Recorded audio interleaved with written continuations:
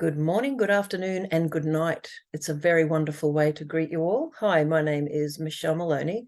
I'm the National Convener and one of the directors of the Australian Earth Laws Alliance, or AELA. And I'd like to welcome you all to our rather epic session about rights of nature updates from around the world. This morning, we have had a whole range of different kinds of discussions from the US, from South America, Ecuador, from people in India and the Philippines, Indigenous communities and beyond. So we're really looking forward to our session tonight, where we're having a bit of an update from some places in Europe. We'll be starting with Rachel Killean, who's with us already, who'll be talking about the rights of nature in Ireland. And then we'll be joined by some folks from Spain and from Germany, which is just fantastic. But before we get going, I just wanted to share screen so that I can acknowledge country and let people who are not from Australia know where I'm talking to you from.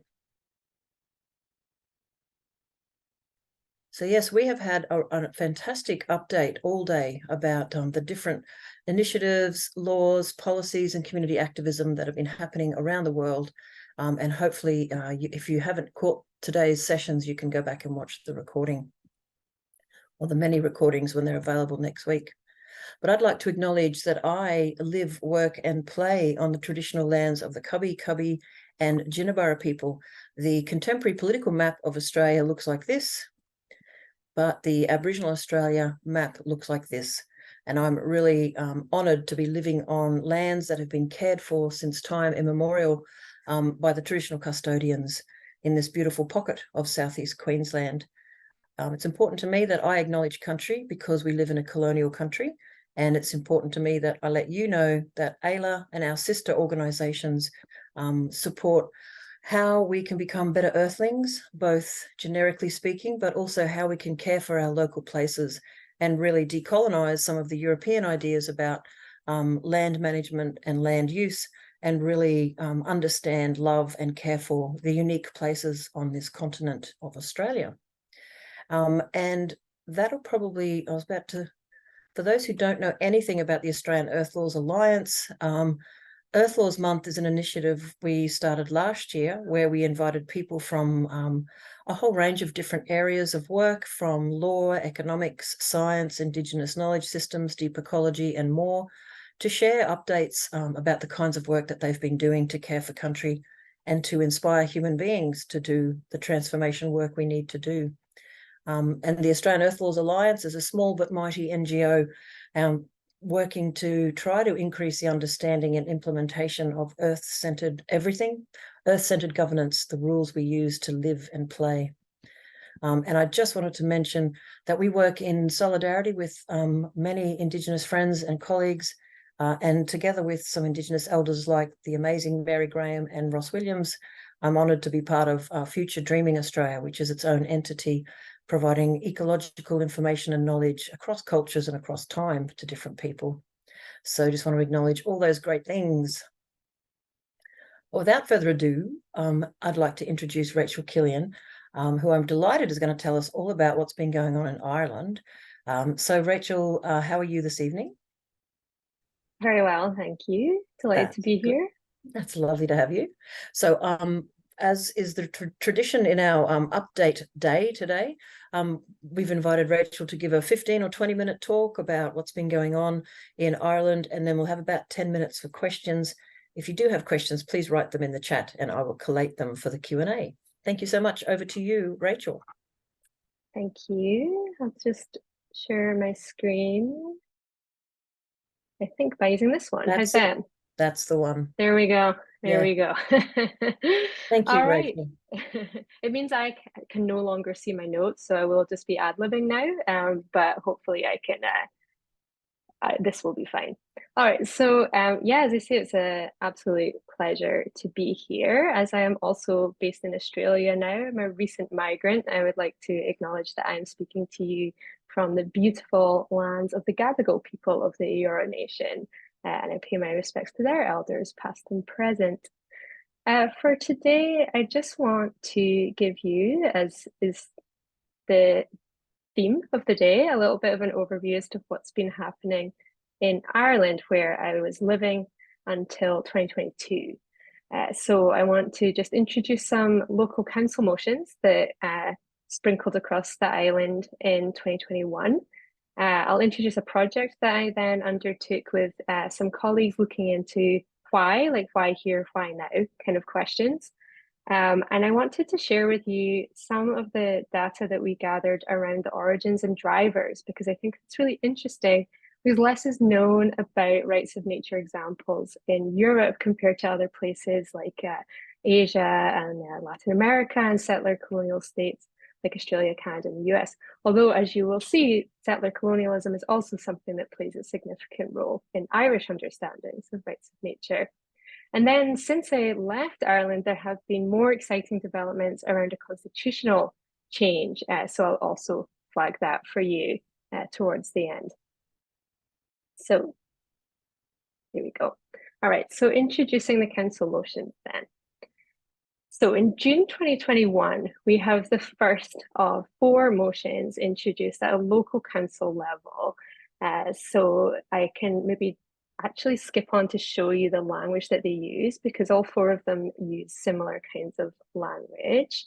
What we have is a recognition of the international movement. So you see them note the local, legal and social movement globally for rights of nature. This idea that rights of nature might inspire innovative rethinking about how to create regenerative, non-extractivist economies. The recognition that local councils are doing their best, but we need a new rights-based approach. And then you see an outline as to what this might look like. So an idea that we could investigate rights of nature as something that could be in community plans, corporate plans, improvement objectives, and other strategic frameworks. And then at the end there, you see a call that other councils think about doing something similar and that councils engage with local communities. So as I say, oh, I don't think I can actually go back. Oh, there we go. This starts in Derry, which is important because Derry rests very near the border between the 2 states that make up Ireland. And I definitely don't want to patronize anyone, but I think it's important to note for those that are less familiar with the context that the island of Ireland is 2 states. So one is Northern Ireland, which forms part of the UK, and one is Republic of Ireland, which is an independent state, which is part of the EU. Now, I only say that because that becomes important. Obviously, ecosystems, rivers don't respect state boundaries, but when you're seeking to protect nature, state boundaries can become important. So, in light of these motions, myself and 2 colleagues, Jeremy Gilbert from Roehampton and Peter Dorn, who's my former colleague at Queen's University, sought to explore these questions. What can the Irish case study tell us about the drivers and barriers to pursuing rights of nature?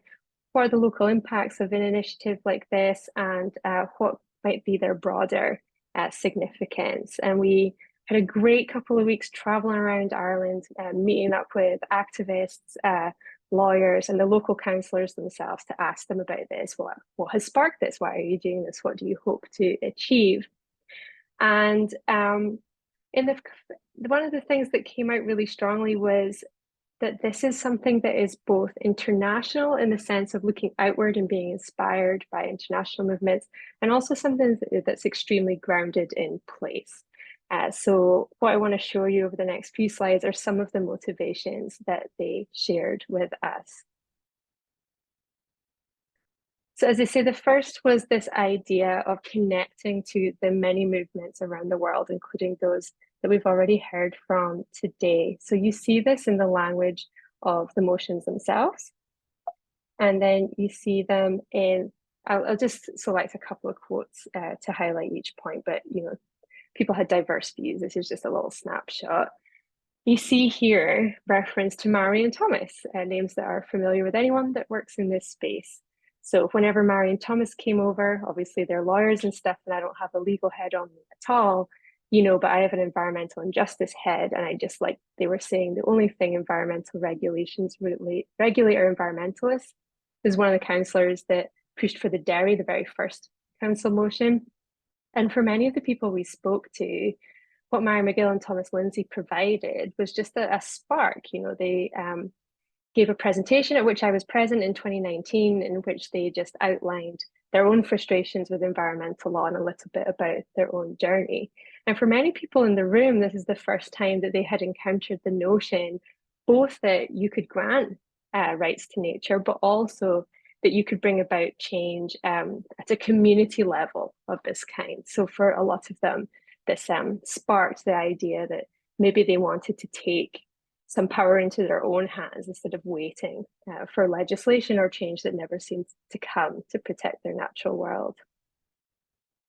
Not everyone was super impressed with Mary and Thomas. So one lawyer who was present said they spoke about things in a very theoretical, lofty way and related to a lot of examples that happened in the States. But she went on to reflect, now that it's many years later, I can see that it was about sowing the seed and that we were to make it, to do it reflective of, for this person, Northern Ireland.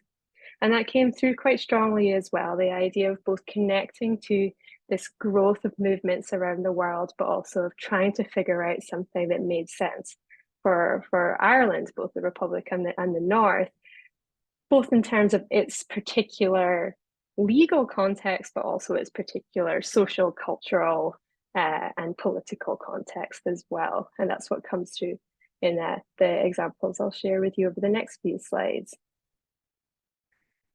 So for some of our participants, the idea of rights of nature resonated with a deep sense of who they were and their history in their land. So this came through in a couple of different ways. So in the first quote there, you can see I've got some Gaelic and I love translating townsland names, you know, and that whole sense of how our townland names directly relate to nature just transforms how you view your environment. But this is reference to how places were understood before, you know, the UK colonized Ireland, where places were known through stories that were told about places. This will probably be familiar to anyone that lives in a place where Indigenous folks also live. This idea that you would relate to nature through the stories and through the names that you give it. And for some of our participants, the loss of the Gaelic language was the loss of a connection to land that could only be understood through that linguistic connection. And when the Ordnance Survey came and, you know, the map system that we now know was implemented, a lot of that underlying knowledge about space and relationship to land was lost. And this was understood as a rupture. But what you can see in the second quote is the continuation of those beliefs. So, you know, this participant laughed about it, but when you are in Ireland, talking about fairy trees is just, it's more normal than you might think it is. And it doesn't mean people are 100% serious that they believe in fairies, but what they're expressing is something with a long history in Ireland. The idea that trees are sacred, trees are places where spirits live for sure, but trees have all kinds of significance to people. And under, you know, really ancient, we would call it Breton law that massively predates colonization, you would have different kinds of repair required depending on whether you cut down someone else's tree, a tree of the village, or a sacred tree. So even though it's expressed in this kind of tongue-in-cheek way, that idea that some parts of nature are sacred and that there are severe spiritual repercussions from cutting them down does persist. And I know plenty farmers that have fairy trees on their land that they would absolutely not touch. So for this person, rights of nature was a legal expression of something they already felt, you know, to be true. The other thing that came through was that rights of nature was one way to think past colonial and conflict histories on the island. So you can see that in this councillor's example, it comes down to the graft for your native land. That kind of subjugation and oppression is something that people have had to resist. And we say the funny thing is that historically we were drove into the mountains because that wasn't the good land, and now they want to drive us back out. So that the mountains being referred to there are subject to various attempts to mine. And so you see here, for at least some of the participants, this is just one more stage in an ongoing battle against colonization that they don't consider to be in the past, but something that continues all the time. And indeed, the idea of land, what it means to own land, who is responsible for land, these are things that continue to shape political tensions across the island of Ireland to this day. And I have colleagues in Northern Ireland, Nuala Newlan and Bill Ralston, that have said, until you understand the centrality of land and dispossession and violent dispossession on the island, you don't have the ability to fully understand some of the things that prevent real political progress in the present. You said it much more eloquently than that, but you get what I'm saying here. These things continue. What was interesting in light of that context is that for some participants, rights of nature, even though it might feel to be particularly aligned with one group, so the previous slide would suggest that rights of nature would be something taken up by Republican movements and those that have a certain idea about the island's history. For other participants, they were saying, well, rights of nature actually offers something that, no matter what kind of community you're from, you can get involved with. So the first quote, I don't think there's anything uniquely Irish about the concept, uniquely Celtic about the concept, uniquely British or anything like that.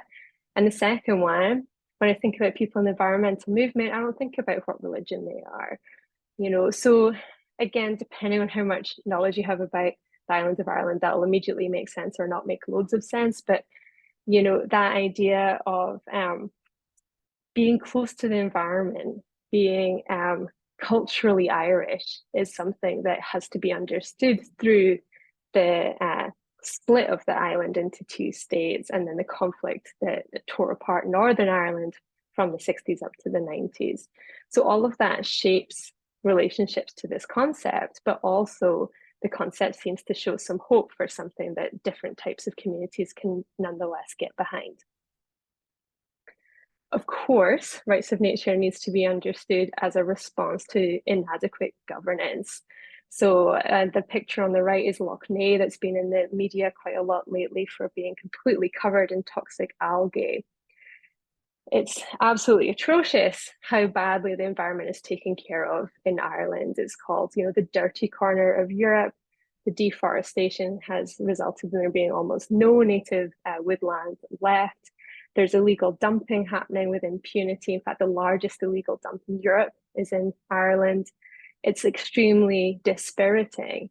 And you can see that here for this council officer. If we had environmental legislation that worked the way it should and was enforced the way it should, we probably wouldn't even need to have this conversation.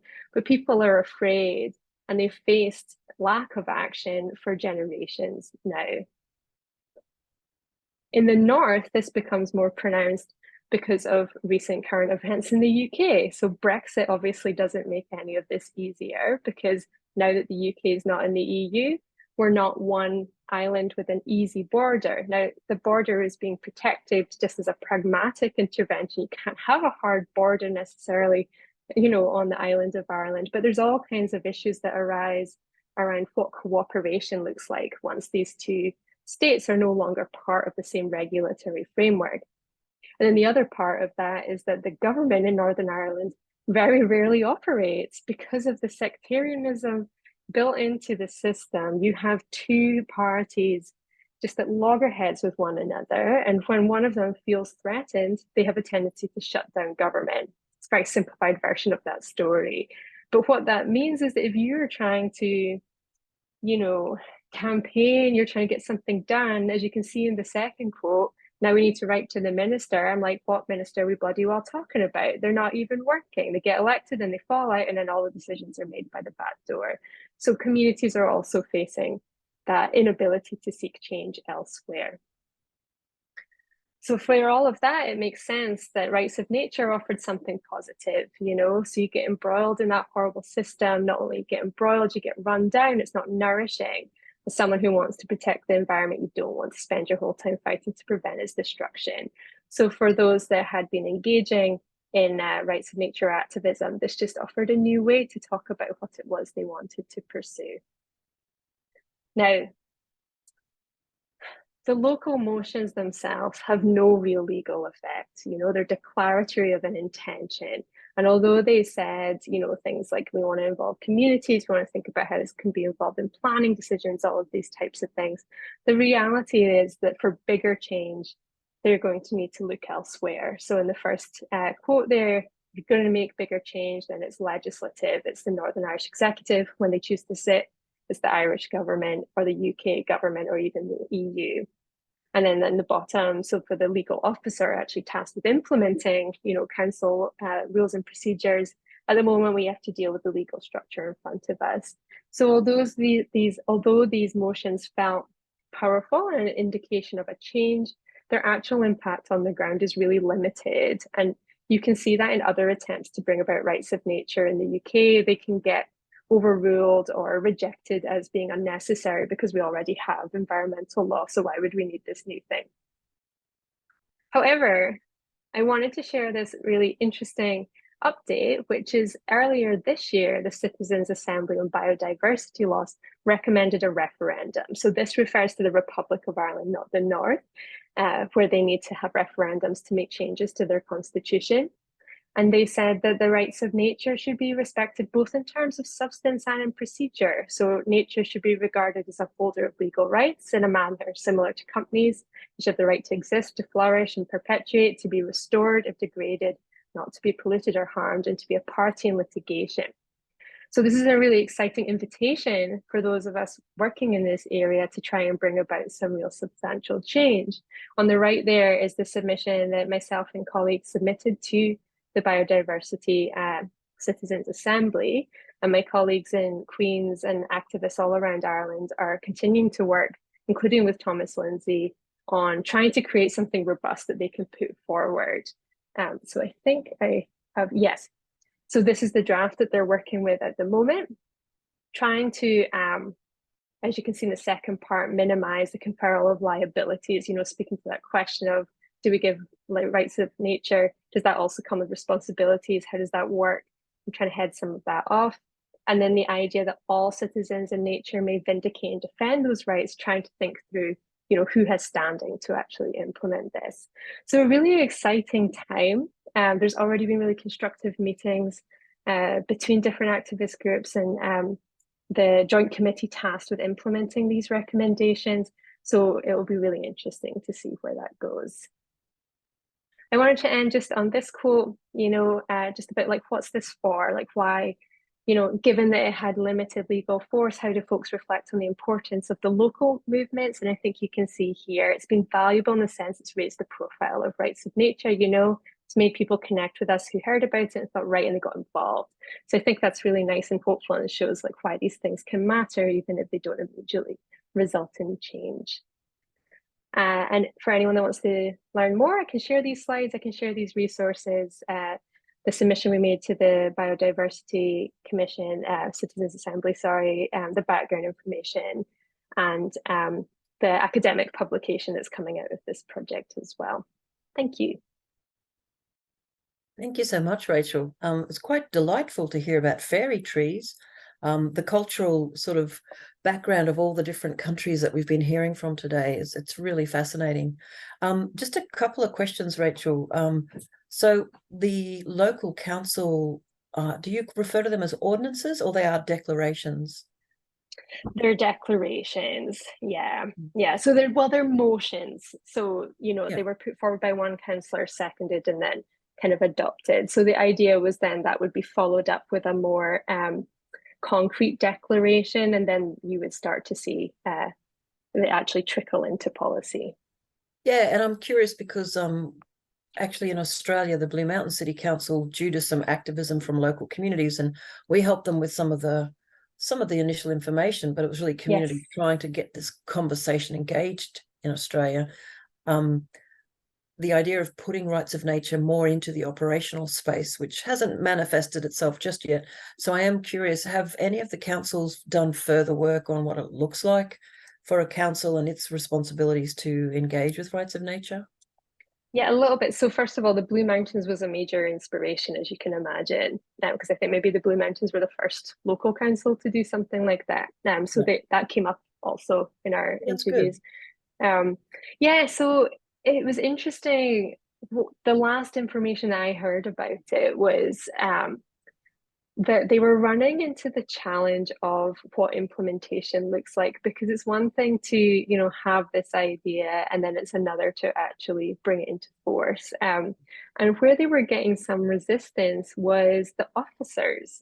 So you have elected local councils, and then you have the people that work, in City Hall or in the offices, they're civil servants that have been working there for years. And so there was resistance there because they're already tasked with implementing, what they would consider, I guess, real environmental law, and they don't even have the resources for that. So there's a sense of how can we possibly do something this visionary? We're under-resourced, we're always facing cuts, we can't even get on top of this illegal dumping situation. So there was that kind of resistance. And there was a little bit of tension between the communities themselves that were, understandably pushing for more change now. And then council officers are like, well, we need to go a bit slower. We need to think about how to bring different communities along with us, because what you don't want and what is a risk is obviously folks like farmers being like, you just want me to not be able to make a living or whatever. So there was a little bit of tension there. And then insofar as it's come to anything concrete, I don't really think it has. No, thanks, Rachel. And it would certainly be worth watching that space for some of us here in Australia as well. Diane has asked a good question. What brought about the Citizens' Assembly on Biodiversity, and who is listening to the outcome? Yeah, so this was part of, there were 4 citizens' assemblies, which was part of a kind of the government of the time kind of reimagining Ireland. So I can't remember what the other 3 were, but there was 4 in total set up to think about these. I think there was one on climate change as well, actually. In terms of who's listening, well, like that's why this matters. The government is listening. So they're setting up committees to think about how you actually action that. So I think that's really significant. It's not something that's been, the rights of nature recommendation is not something that's been hushed up or brushed under the carpet, but something being seriously considered in terms of what that looks like. Now, the other part of that is obviously that for a constitutional change, that would have to go to referendum. So that would be another piece of work that would then, follow on from that. But I think the joy of a citizens' assembly is that's 99 randomly selected people, given it all the evidence that they can get in the time that they have. I think they sat 7 times. And that is one of the logical conclusions that they came to in light of the evidence in front of them. So I hope and believe that that's actually quite hard to ignore. No, it's fascinating. And certainly for those who don't know, citizens' assemblies can be created by anybody, groups themselves for help to make with decision making. But when a government is committed to actually listening to what people say, then that is an excellent idea. As to whether the governments do or don't, that's another interesting issue. And Rachel, 100%, yeah. it really resonates what you were saying about the tensions in local councils with bureaucrats, and I don't mean that in a derogative way, but the people working inside the system. We've encountered those similar kinds of conversations with different councils in Australia. This isn't our responsibility. Only the state governments make environmental laws. And then others really excited by the potential of rethinking some of their activities. So there was a great, just one quick story is one of the lawyers that we spoke to that was working in Derry. You just wouldn't have pegged him as someone that would be, all in on something like that. And he was just one of those people that had just kind of had his brain switched on by the notion. So when you saw that happening, like within councils, and not only within councils, but just, staff, like that was very exciting. But then, yeah, as you say, others were just like, why are you bringing this to my door? Yeah. And it would be so much work to try to integrate it into all of the existing environmental and operational issues. Valid points, but I think we all know the systems we have aren't working the way they should be. So, or the way they could be. Diane's had another question. I'm not sure if that's to me or to you, but let's both answer it. She's asked, have there been any further councils moving a similar motion? In Australia, no, not yet. Mornington Peninsula Shire Council passed a gentle motion saying they were going to explore what rights of nature could look like. And a fantastic councillor, Deborah Ma, is still working on that space and seeing what kinds of conversations she can have in the community. But over to you, Rachel. You showed a slide, didn't you? 4 councils in Ireland? Yeah, I think potentially Belfast did as well, or at least was bringing a motion. Oh, Pierre, I can see you. Do you want to say anything? Rachel Don't saying feel hello pressured. to Peter. He's in his car. Yeah, sorry. Yeah, sorry. Hi. Hi. Hello, Peter. Hi, I'm on an errand for my son's school, believe it or not. Uh, yes, and in fact, just in the past couple of weeks, Belfast City Council has passed the biggest loch actually in the United Kingdom, which is Loch Ney, and there's a reference to the rights of nature in terms of the restoration of that loch, which is currently undergoing a deep stress as a result of algae bloom. So a number of councils, north and south, have adopted motions, and the condition of Loch Ney, which is causing a real popular outcry, has acted as a catalyst for the rights of nature debate, both in Derry Council and Belfast Council. Yeah. Brilliant. Thank you. Thanks, Peter. Yeah, Thank Loch Ney was the picture that I shared. You can see the state of it. It's absolutely drowning in algae. It's just a tragedy. The biggest freshwater body of water in the UK or Ireland. Wow. Rachel, someone's asked if you could quickly share the slide of the draft, not so much draft laws, but the council, the names of the councils again, if that's easy enough to do. Otherwise, Well, I let's can see. certainly, yeah, no, that's working. That's great. Where are you at? Okay, so was it the constitutional amendment No, or it was I the council? think you meant the local councils. Yeah. Mm, This one, Yeah. Might be the list, this one. maybe that one. Either way, what we'll do, if that's all right, Rachel, is we might ask you for Mhm. your slides and we'll pop them with the 100%. recording. Yeah, excellent. Well, Rachel, thank you so much. It's been really fantastic hearing about developments in Ireland. I was only aware of a couple of the council ones, but your research is really excellent, and I look forward to reading some more about the writing or the publications that you're involved in about what's going on in Ireland.